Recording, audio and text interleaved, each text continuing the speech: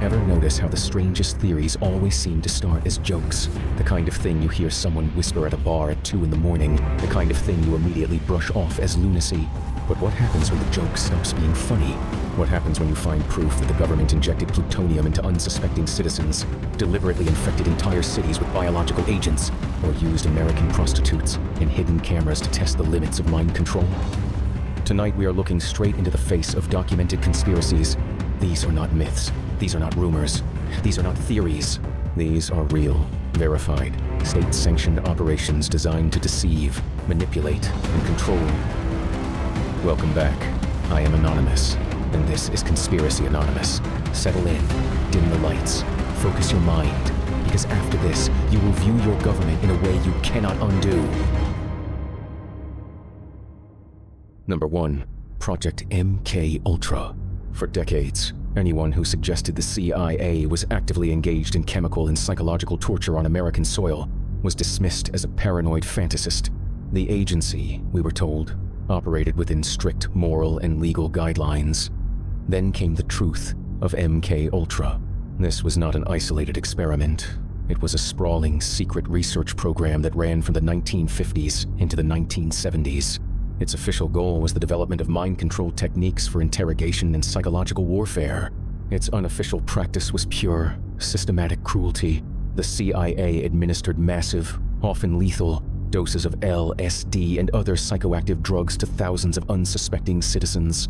They used shock therapy, sensory deprivation, verbal and sexual abuse, and hypnosis, all in the search for a way to completely break and reprogram the human mind. They targeted patients in psychiatric institutions, prisoners, prostitutes, and members of the general public. No consent was sought. No ethics were considered. When the operation was finally exposed, the vast majority of the files were destroyed by CIA Director Richard Helms, leaving a trail of shattered lives and incomplete documentation. This was a government at war with the minds of its own people. Number 2. Project Artichoke. Before MK-Ultra shocked the world, there was an earlier, darker, more unregulated precursor. People tried to warn the public about it. They said the government was kidnapping people overseas, dosing them with chemicals, and interrogating them to the point of madness. They were dismissed instantly. But Project Artichoke was real. Beginning in the early 1950s, the CIA launched this classified program to test whether they could break a human mind so thoroughly that they could control it, not influence. Not manipulate, fully dominate it. They experimented on foreign nationals and prisoners, using forced hypnosis, prolonged sleep deprivation, and cocktails of drugs like heroin and mescaline. The true horror of Artichoke is captured in a single, declassified question posed by a CIA researcher. Can we get control of an individual to the point where he will do our bidding against his will and even against fundamental laws of nature? That is not fiction. That is a direct quote, typed by a government official using taxpayer money. This was the foundation of MK-Ultra. Number 3. Operation Midnight Climax. If you think the government secretly drugging citizens is shocking, imagine this. A secret US intelligence operation that combined espionage, narcotics, surveillance, and prostitution. It sounds like a sleazy thriller, but it was another branch of MK-Ultra. The CIA rented multiple apartments in San Francisco and New York. They installed one-way mirrors and hidden recording equipment. They hired prostitutes to lure unsuspecting men into the rooms. The men were slipped doses of LSD without consent. Agents hidden behind the mirrors watched everything. The goal was to study how people reacted under the influence of psychedelics during sexual activity, vulnerability, and high stress. They called these locations safe houses, but nothing about them was safe. The agents running the operation openly admitted that they spiked drinks while sitting behind the glass with martinis in hand. They used illegal drug distribution, sexual exploitation, and illegal surveillance, all funded by the people they were victimizing. When Midnight Climax was exposed, the documents revealed a stunning level of moral bankruptcy, showing that the CIA was willing to commit high-level crime to pursue its dark research. Number 4. Project Mogul. If you have ever wondered why some conspiracy theories feel so real, consider the story of the Roswell incident. For decades, the public was told the debris found in the New Mexico desert was alien technology. The military insisted it was a simple weather balloon. The truth, revealed decades later, was that the debris was not a weather balloon, but it was also not alien. It was wreckage from Project Mogul, a classified US military program from the 1940s. Its purpose was to detect Soviet nuclear tests using high-altitude balloons equipped with advanced acoustic sensors.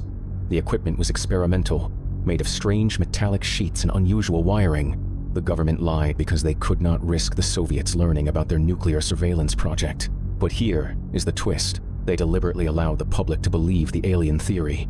They prefer the public to chase an extraterrestrial fantasy than uncover a secret, terrestrial national security operation. They used a lie to cover a truth that was too sensitive to reveal, permanently seeding distrust into the American consciousness. Number 5. Operation Sea Spray. Most people cannot believe this next one, even after they read the official documents. It sounds like an urban legend. But in 1950, the US Navy released bioweapon simulants over the city of San Francisco to test how bacteria spread in an urban environment. They sprayed a cloud of Serratia marcescens, a bacteria, across the coastline. Within weeks, residents began reporting unusual infections. One man died. Doctors were baffled. It was not until the 1970s that the truth surfaced. The US government had conducted a biowarfare dispersion test on around 800,000 civilians who never gave their consent. They used an entire major American city as an unconsenting lab subject. This was not the only test. Similar experiments occurred across the country. In one instance, they contaminated light bulbs with bacteria and smashed them inside subway stations to study how easily a pathogen could spread through ventilation systems. Your government watched an entire city breathe in weaponized bacteria so they could gather data on how to use biowarfare. Number 6. Operation Paperclip. When World War II ended, the US and the Soviet Union scrambled to acquire German scientists. The United States formed Operation Paperclip, a secret program designed to recruit German engineers, doctors, and experts. The problem? Many of them were former Nazi Party members, and some had overseen horrific war crimes. The US government took action. They falsified the background documents, erased the Nazi affiliations, and gave these men new identities. These war criminals were placed into top-secret laboratories, aerospace programs, and classified research positions, contributing to NASA and advising the Pentagon. They lived comfortable lives in America, while their victims remained buried in unmarked graves. The justification was simple. If America did not hire them, the Soviets would. But the moral cost was enormous. The government willingly washed the hands of war criminals so they could gain a technological advantage. This single operation proves that power and technological superiority always trump morality when the state is operating in the shadows. Number 7. The Plutonium Trials. Before radiation experiments became infamous, the government had already begun something far worse.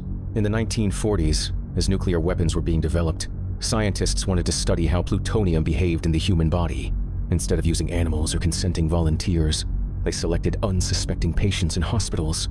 Some were children, some were the elderly, others were terminally ill. Without telling them, researchers injected plutonium directly into their bloodstream. These patients were monitored until their death. Families were never told what had been done. When the truth was uncovered, researchers admitted that informed consent was not considered necessary at the time. Not necessary. That phrase alone should chill you. It reveals a mindset where certain segments of the population were designated disposable for the sake of national interest.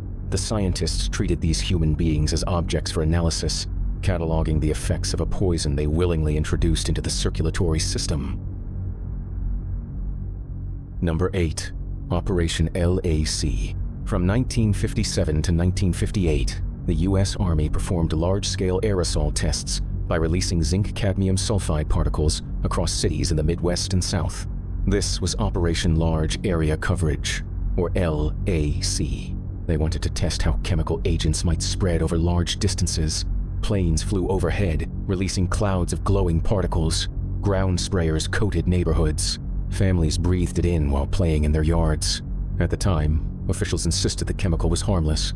Later, scientists found cadmium can cause cancer, kidney damage, and bone disease. Many of the communities targeted were low income and predominantly black.